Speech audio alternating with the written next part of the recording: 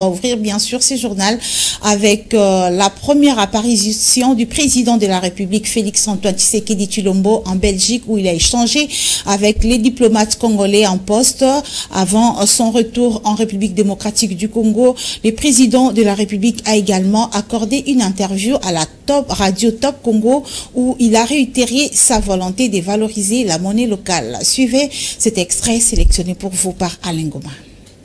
Nous avons une économie fortement dollarisée qui dépend beaucoup de toutes les fluctuations de cette dernière monnaie et nous essayons de prendre des mesures assez urgentes mais qui seront difficiles évidemment à mettre en œuvre parce que il faut inverser la tendance actuelle à faire dépendre notre économie de l'importation en produisant localement.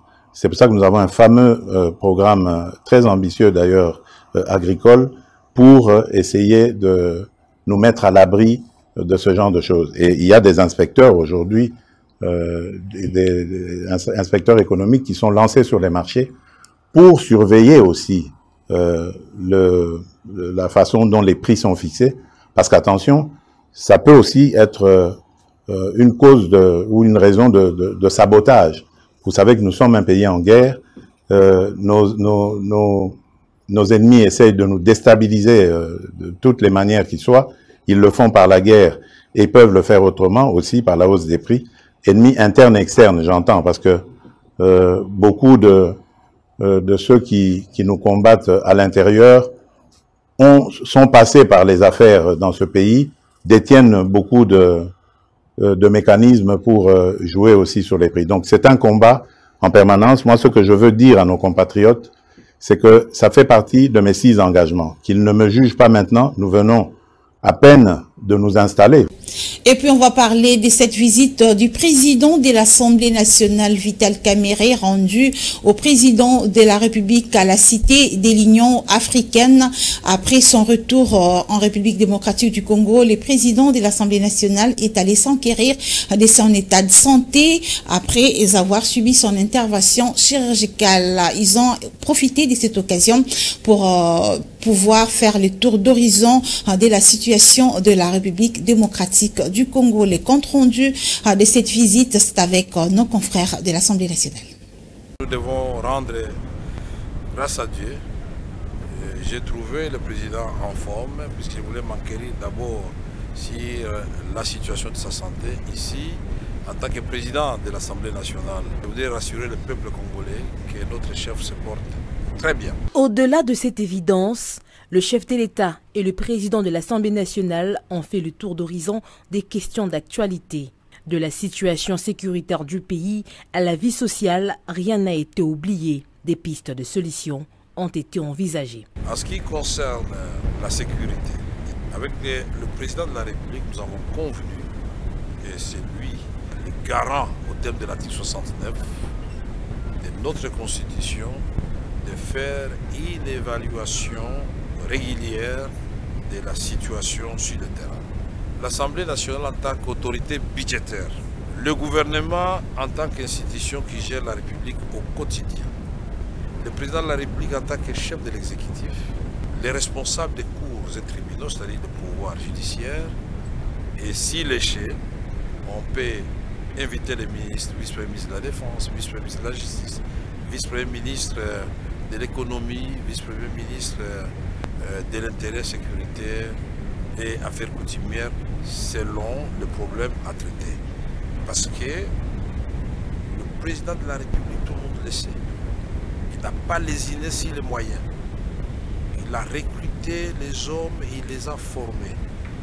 Il les a lotis des équipements pour faire face à cette guerre qu'on nous a imposée. Parce que nous ne sommes pas des ventes à guerre.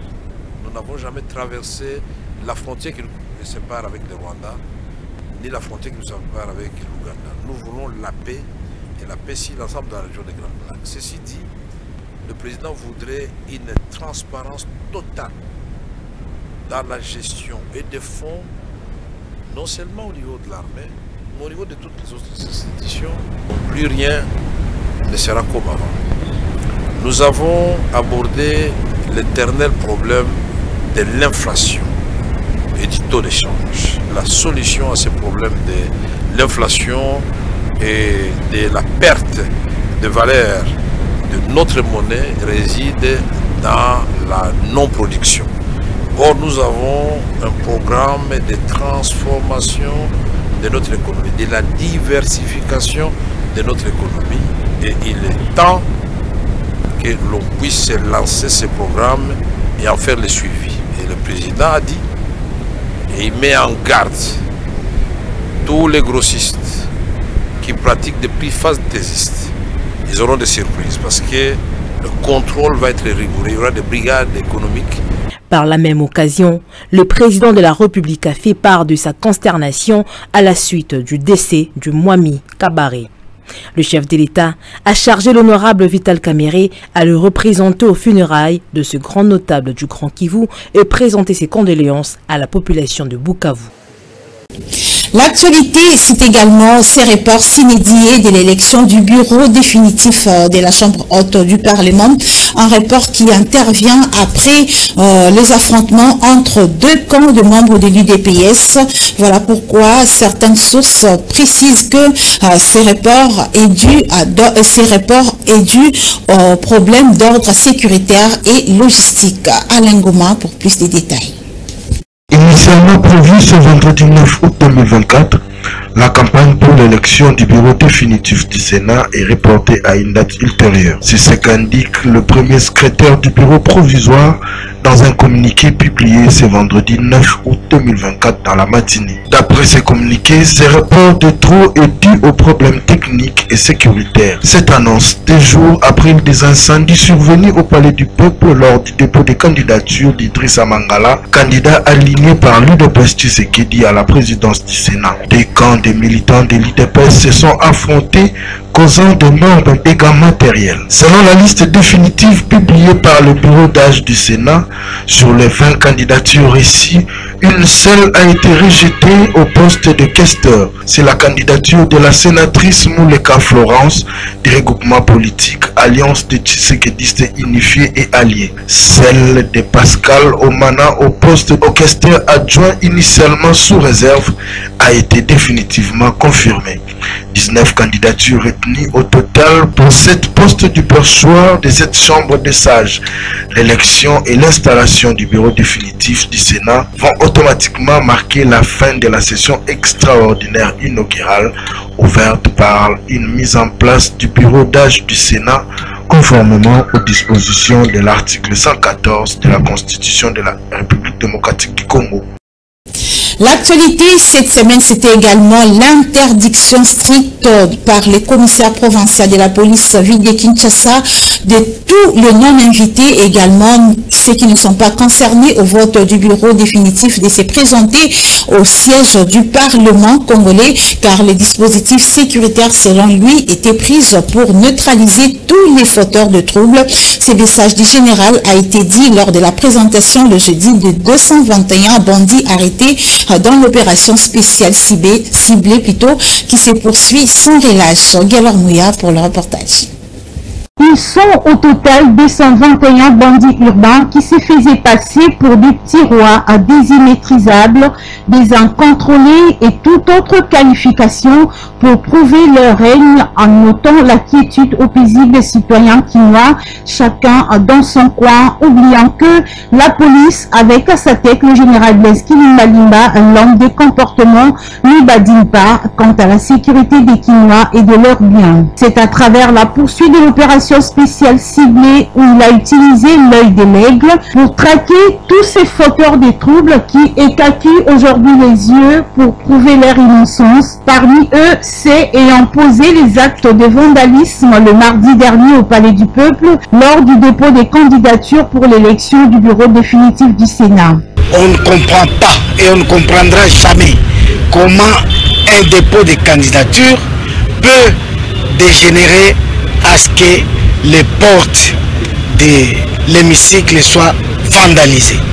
C'est ici l'occasion pour nous de lancer un appel vibrant pour toute personne vivant à Kinshasa qui pense qu'il commettra des crimes sans être poursuivi, c'est négatif.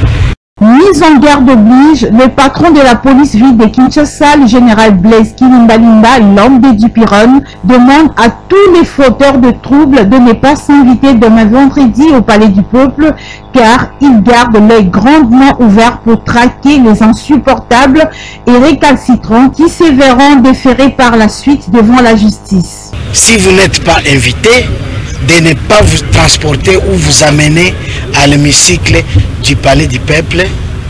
Cet hémicycle est sécurisé. Et demain, elle sera encore hautement sécurisée.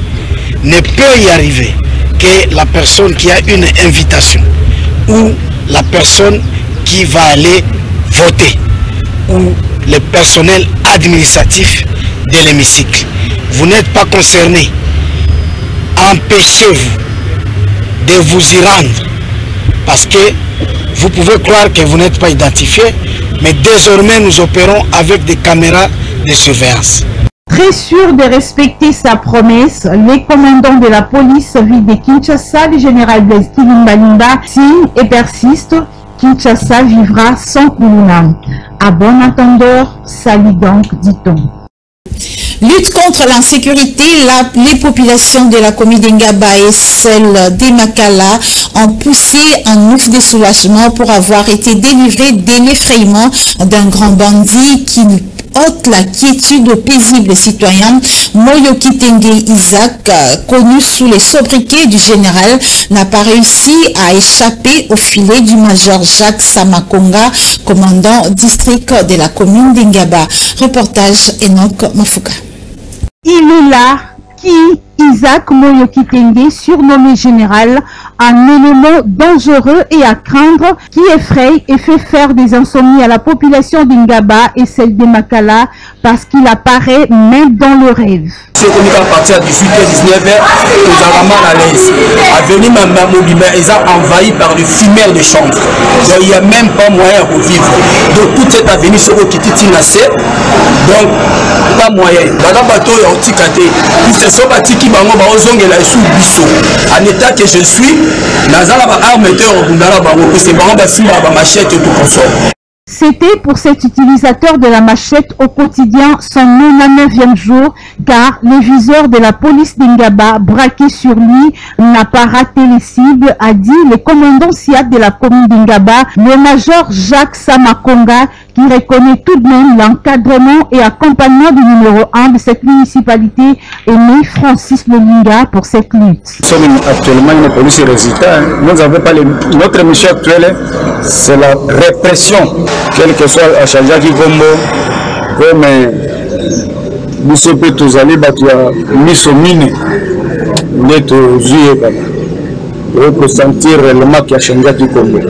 Le major Samakonga a par ailleurs indiqué que la police est dans l'exécution de la mission spéciale ciblée, une opération initiée par le général Blaise Kilimbalimba, commandant de la ville-province de Kinshasa, d'où l'implication de la population aidera à réussir cette mission de neutraliser tous les fauteurs de troubles. Ordre de la commissaire provinciale, le général Moula Kilimbalimba Blaise Matata.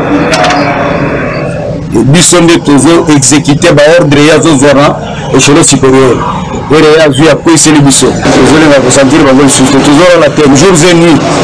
Kaka chasse na bango. La population va dénoncer les. Comme tout le Bakango, chaque jour, on n'est pas magicien pour savoir ce qui se passe en dehors de nous. Boto Bango Malamu Mingi, c'est par leur entremise, par leur voix. Déjà pris dans le filet de la police, avec preuve à l'appui, Isaac Moyo Kitenge, dit général, observe les dires des uns et des autres, comme dans un film où l'acteur est décédé avant la fin du film. Autre chose à présent, on va parler de la clôture des journées d'échange et des formations entre les experts de la Cour pénale internationale et magistrats congolais et les experts de la Commission nationale des droits de l'homme organisée par la République démocratique du Congo en partenariat avec le bureau du procureur de la Cour pénale internationale. Ces assises organisées du 7 au 9 août à l'hôtel Hilton ont été sanctionnées par la remise de brevets aux participants. Reportage. Ces échanges et informations ont permis aux participants venus de tous les coins de la République, dont les experts de la CPI, ceux de la CNDH et les magistrats, à mieux appréhender la gestion des crimes en République démocratique du Congo, vu que c'est un pays victime des crimes sur plusieurs formes, partant des différentes agressions dont il connaît. D'où la nécessité d'examiner les voies et moyens pour éradiquer les crimes, valer son pesant d'or afin de prévenir les droits humains. À l'issue de ces assises, le professeur Taylor Lubanga, le chargé de mission du chef de l'État et point focal de la République démocratique du Congo avec la Cour pénale internationale, a salué l'implication du président de la République pour le maintien de la coopération entre la République démocratique du Congo et la CPI. Il faut d'abord ici remercier son Excellence Monsieur le Président de la République qui a compris tout le premier que dès le premier jour qu'il faudrait effectivement maintenir la coopération avec la CPI. Nous sommes un pays agressé, nous sommes un pays totalement en difficulté, victime des crimes les plus graves. Le renforcement des capacités des experts de la CNDH, donc les ONG, tout acteur important dans la quête des crimes fait partie justement des préalables qui nous conviennent pour pouvoir réunir les preuves, qui va convaincre le bureau du procureur à ouvrir les enquêtes. Il ne faudrait pas prendre cette formation à la légère. Elle est d'une importance incontournable, et c'est l'occasion pour moi de remercier le président de la CNDH, mon très cher grand frère, pour s'être impliqué, en dépit des difficultés financières, de maintenir, de convaincre ces experts à venir. Il faut donc dire ici que son implication a été d'un intérêt majeur et ça a permis la finalisation de ces journées qui resteront à jamais gravées dans la mémoire juridique et criminelle de la République démocratique du Congo. Voilà ce qu'on peut dire et nous souhaitons effectivement le bon retour aux experts qui viennent des provinces, qui ont fait les déplacements dans des temps difficiles, la haute saison. Et nous voulons ici féliciter les formateurs qui viennent de la CPI, tout aussi dans des conditions particulièrement difficiles, pour leurs rapports importants dans les échanges d'expériences. Ravi de la tenue de ces échanges et formations sur les crimes dont les résolutions permettront aux experts de la CNDH de se documenter et mieux faire la restitution sur le terrain, le président de cette institution d'appui à la démocratie, Paul Sakounoukoulou, promet la poursuite de ces travaux pour que la formation soit bien assimilée par tous. Nous sommes satisfaits, c'est la fierté de la nouvelle équipe qui dirige depuis quelques mois la CNDH. Dans notre plan d'action, nous avions prévu cette formation qui est soutenue par la République démocratique du Congo à travers, comme l'a dit le professeur Taylor, qui est soutenue par le chef de l'État. Et nous allons voir comment dupliquer cette même formation à l'intention des acteurs de la société civile qui sont sur terrain, puisque chaque jour, il y a des cas qui se présentent à la RDC, des cas de violation des droits de l'homme, surtout à l'Est. Alors, il faudrait arriver à ce qu'on soit en mesure, organisation, c'est-à-dire de l'institution Commission nationale des droits de l'homme, avoir cette capacité d'avoir des acteurs qui réellement aident notre population à documenter les crimes, les violations qui se commettent surtout à l'est du pays et dans certains pans de notre territoire national. Débuté le mercredi 7 août 2024, ces échanges et formations se sont clôturés ce vendredi 9 août par la remise des brevets de participation à tous ceux qui ont suivi cette formation sur les crimes. Et la dynamique Guilan Yembo a organisé une cérémonie d'investiture et des remises des notifications aux animateurs des différents districts de Kinshasa et des provinces. C'était dans le cadre de la redynamisation de cette structure. La cérémonie s'est déroulée le vendredi dans la grande salle du collège Boboto à la Gombe. Alain Goma, Torres Atibou, signe ce reportage. C'est la grande salle du collège Boboto qui a servi de cadre pour accueillir la cérémonie d'installation et remise de notifications aux animateurs de la ville de Kinshasa et des autres provinces de la dynamique Guilan Yembo. Une activité très riche en couleurs qui a rassemblé toute la famille de la DGN. L'objectif, c'était de donner le plein pouvoir à tous les responsables afin de se mettre au travail pour mieux asseoir la dynamique Guilaniembo à travers la République et aussi préparer 2028. Dans sa prise de parole, Madame la PCA Gisèle Mujinga Kadima a félicité les heureux promis et les a exhortés à mieux exercer leurs nouvelles fonctions car cela n'est pas fonction pour nuire aux autres membres. Prônant la bonne gouvernance, un panel a été organisé lors de la dite cérémonie qui a été exposé par 4 panélistes, à savoir M. Miko Bichoko qui a évoqué la bonne gouvernance, l'honorable Pakinga Nini s'est penché sur la bonne gouvernance et les droits, l'honorable Venance Eyenga lui parle du rôle de législateur et la bonne gouvernance, et enfin l'unique femme, Madame Rosine Kamwania, s'appuie sur la femme face à la bonne gouvernance. Cette responsabilité est une lourde charge et un grand travail à abattre, comme le fait savoir l'honorable Pakingani. C'est un sentiment de joie. Cette nomination est le reflet de la bonne gouvernance, comme nous venons de le dire tout à l'heure lors de notre intervention. La dynamique Guilaniembo prône la bonne gouvernance et c'est dans ce cadre-là de la redynamisation de notre association que cette responsabilité m'a été confiée. Cette nomination, c'est une lourde responsabilité, nous sommes conscients, mais néanmoins nous avons une très grande équipe que nous allons travailler ensemble. À son tour, le superviseur de la ville de Kinshasa, Doudou Albert Ilunga, s'est dit satisfait et pense qu'il faudra plus travailler pour atteindre les objectifs assignés. C'est un nouveau départ parce que le premier existait, qui a donné ses fruits. Aujourd'hui, on a remobilisé les troupes par les autorités. On a mis en place les zones, les 8 zones du Congo. On a installé les animateurs pour toute la ville de Kinshasa. C'est pour nous une fierté. Nous remercions les autorités pour la confiance placée à nous. La prochaine étape, c'est le travail. Vous l'avez entendu tout comme moi. On a demandé à chaque superviseur de se mettre au travail, chacun selon son rôle établi. Nous souhaitons bon vent à cette nouvelle équipe dirigeante de la dynamique Guilaniembo. L'actualité cette semaine, c'est également la condamnation à mort le jeudi par la cour militaire de Kinshasa-Gombe du coordonnateur de l'Alliance Fleuve Congo, Corneille Nangaa, qui a été reconnu coupable des crimes de guerre, des trahisons et des participations à des mouvements insurrectionnels. La cour a par ailleurs souligné son rôle en tant que chef hiérarchique de ces activités criminelles. La précision, c'est avec Rita Dinzé. Pour les prévenus d'Intrabissimo, Nzira Makenga, Diamungu, Kazarama, Major Willy Ngoma, Lumbala, Jean-Jacques Mamba, Lavrance Kanyuka, André Ilunga. Condamnation à la peine de mort, telle est la décision de la cour militaire de Kinshasa-Gombe siégeant en matière répressive au premier degré à la prison d'Endolo. Cette prononcée a eu lieu après des plaidoiries de la partie civile et des avocats de la défense.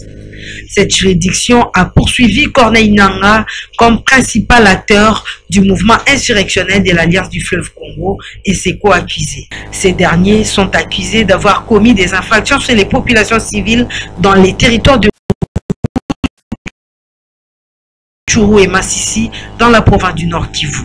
Celle de rendre efficace le front judiciaire interne contre l'agression rwandaise qui passe par certains Congolais qui acceptent de trahir la République au profit des étrangers. Et nous avons fait toutes les diligences nécessaires en instruisant, en donnant injonction à l'auditorat général des FARDC afin de pouvoir accélérer les poursuites internes contre tous les Congolais qui ont trahi la République, en l'occurrence M. Corneille Nangaa et ses complices. Corneille Nangaa est initiateur d'un groupe armé qui combat l'armée régulière aux côtés de l'armée rwandaise dans la province du Nord Kivu. Après l'annonce de cette décision, le tribunal a précisé que les prévenus ont 5 jours à dater de ce jeudi pour interjecter appel. Pas de la République, reconnaissent à tous les condamnés de ce jour le droit d'exercer leur recours. Ils ont donc 5 jours pour pouvoir exercer leur recours, où qu'ils se trouvent. Au bout de compte, nous allons veiller à l'application stricte de toutes les peines qui ont été arrêtées par la haute cour, par la cour militaire de la Gambie. Ça veut dire, nous allons, pour ceux qui se retrouvent en cabale, en fuite en l'occurrence M. Corneille Nangaa et ses affidés, nous allons lancer des mandats d'arrêt international pour pouvoir les appréhender. Il s'est de noter que le procureur militaire avait invité la cour militaire de Kinshasa-Gombe de juger par défaut les prévenus absents à l'audience pour des raisons de fuite. Le président de la cour avait fait acter cette demande du parquet militaire afin de juger les absents par défaut. Et s'agissant justement du verdict des condamnations à mort du leader de l'Alliance Fleuve Congo, Corneille Nangaa, le président de la CNDH, Paul Sapou-Moukoulou, a confirmé que le droit de la défense a été respecté dans ces procès parce que le constat ressort d'une mission d'observation judiciaire menée par la Commission nationale des droits de l'homme RDC. Suivez Paul Sapou au micro de Torres Atibou. Nous avons, pour ces procès, dont le prononcé vient d'être donné par la Cour, nous avons diligenté une mission d'observation judiciaire pour voir si le déroulement du procès militaire, un procès au regard si vous voulez, du code de justice militaire, venait de se prononcer le verdict. Eh bien, cette mission a suivi pas à pas le déroulement du procès depuis son ouverture et aujourd'hui le prononcé. On est passé par l'identification de prévenus et rappeler les préventions, et on est passé par les audiences, si vous voulez, de mémoire unique. On est passé à la plaidoirie et aujourd'hui c'est le verdict, je me répète encore. Alors dans toutes ces péripéties, la CNDH constate que les garanties des libertés fondamentales des droits de l'homme, ainsi que pour le cas d'espèce, le droit de la défense, ont été respectés puisque les avocats se sont exprimés et aussi les prévenus eux-mêmes de ce côté-là sur le plan de la forme.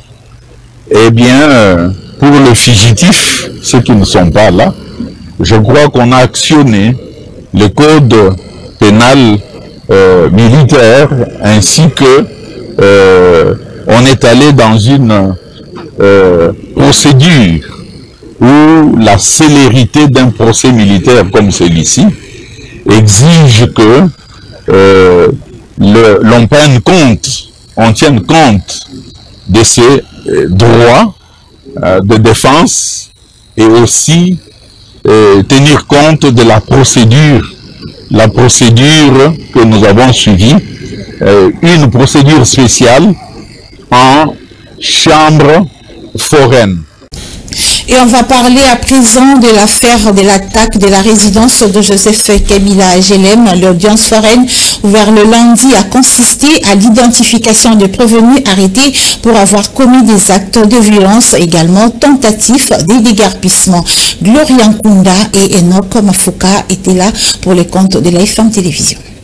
Cette séance de poursuite d'instruction dans l'affaire de l'attaque de la résidence de l'ancien président Joseph Kabila a été particulièrement marquée par un débat qui a opposé les avocats de la défense et le ministère public. Pour les avocats de la défense, ces mineurs sont victimes des infractions commises et peuvent être appelés au tribunal pas en tant qu'accusés mais pour dénoncer. Tous les prévenus étant identifiés, leur nombre est présent estimé à plus de 65. Ils leur sont reprochés des actes de violence, une tentative de déguerpissement forcé et aussi l'attaque de la résidence de l'ancien président Joseph Kabila. D'où les infractions suivantes sont à leur charge: association de malfaiteurs, vol, destruction méchante, tentative de meurtre. La quasi-totalité de ces prévenus se revendiquent comme faisant partie de la Force du Progrès, un groupe affilié au parti politique UDPS. Pourtant, le secrétaire général du parti, Augustin Kabouya, a affirmé que c'est une base incontrôlée de la Force du Progrès. Ces derniers n'engagent nullement l'UDPS. Il sied de noter que ces auteurs des actes de violence perpétrés à la résidence de l'ancien président de la République sont partis d'un conflit immobilier opposant M.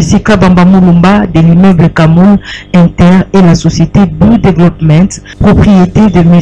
Eric, un Israélien. Chacune des parties a eu à bénéficier des décisions de la justice qui ont conduit à des déguerpissements et à des réinstallations. Et pendant ce temps, une délégation de la Force du Progrès a rencontré le président de la SANDH, Paul Sapomokolo, parce qu'il lésé par les arrestations de leurs camarades.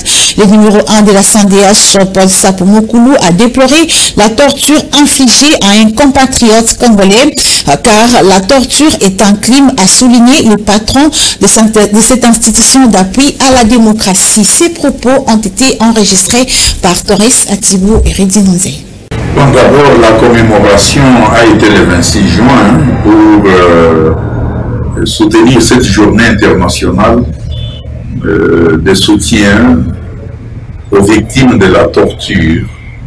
Et donc, le 26 juin, il n'y a pas longtemps, nous avions émis un message pour dire que la Convention contre la torture et autres peines et traitements dégradants, cruels, peines inhumains, et bannis par tous ces textes internationaux. Et même au niveau national, nous avons pris une loi, c'est la loi numéro 011 par 008 du 9 juillet 2011, loi qui criminalise elle aussi la torture. La torture est considérée comme un crime contre l'humanité, un crime imprescriptible dans son contenu. C'est-à-dire, on pourrait toujours y revenir. Si j'ai reçu aujourd'hui, à leur demande, une délégation de ce que l'on appelle la force ou les forces du progrès, proche de l'UDPS, cette délégation est venue saisir la CNDH en tant que maison de droits de l'homme pour tous, sans discrimination aucune, lorsque une catégorie de personnes, de compatriotes et même des étrangers estiment que on est victime, ils sont victimes des violations des droits de l'homme, et donc notre porte leur est ouverte pour qu'ils déposent leur plainte. Et en ce moment-là, la Maison des droits de l'homme, sans discrimination pour toutes, lorsque elle reçoit une telle plainte,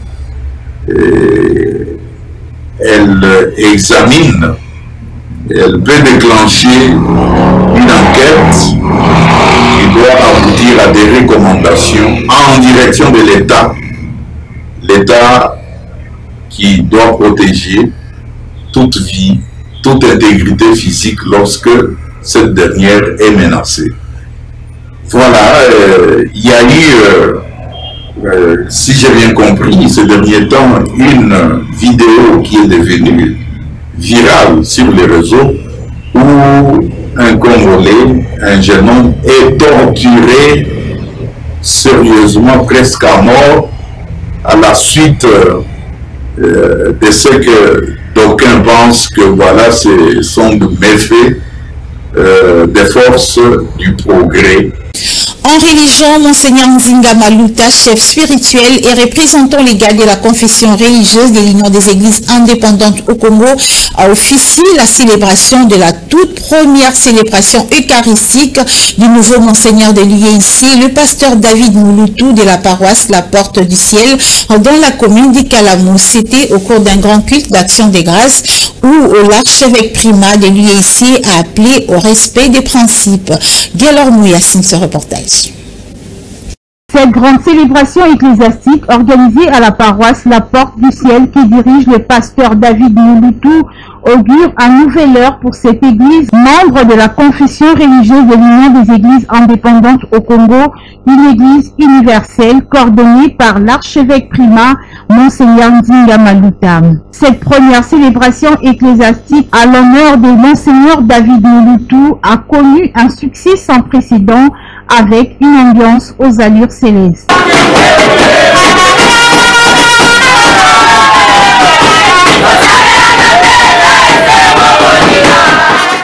Tout était au rendez-vous. Chants, danse, adoration, louanges, prières et prédications. Dans sa prêche, les représentants légaux de la confession religieuse de l'Union des Églises indépendantes au Congo a appelé au respect des principes. L'enseignant de la spiritualité n'a pas caressé au sens du poil. Très serein, le numéro 1 de la confession religieuse de cette église universelle a apporté la sagesse et la connaissance de la parole, un aspect qui manque au peuple de Dieu. Voilà pourquoi il est toujours enduit dans la ruine. Le principe doit être respecté. Si on ne respecte pas les principes du sacerdoce, vous n'allez pas aller loin. Mais si vous respectez les principes, il y a une promesse. Toi, tes enfants, les fils de tes enfants, tous tes fils vont rester longtemps dans leur vie. Quand nous restons dans la parole du Seigneur, nous sommes bénis et nous allons rester longtemps dans la vie. Les sorciers ne seront pas nous attaquer. Reconnaissance oblige, le nouveau Monseigneur de la confession religieuse de l'Union des Églises indépendantes au Congo, Monseigneur David Mouloutou, qui a évolué graduellement au sein de cette église universelle, dès l'évêque à ce jour, Monseigneur a témoigné sa gratitude à son leader pour l'encadrement. Nous vous remercions du fond du cœur. En effet, Papa archevêque Prima Nzinga Maluta, c'est pour avoir fait les bienveillances à notre Monseigneur David Mouloutou, en ce qu'il est devenu aujourd'hui par la grâce de Dieu et à travers vous, Papa archevêque, en lui accordant la promotion après chaque 3 ans. Le partage du pain et du vin, symbole du corps et du sang de Jésus-Christ, dans le cadre de la Sainte Seine, a également couronné cette première célébration ecclésiastique de Monseigneur David Mouloutou.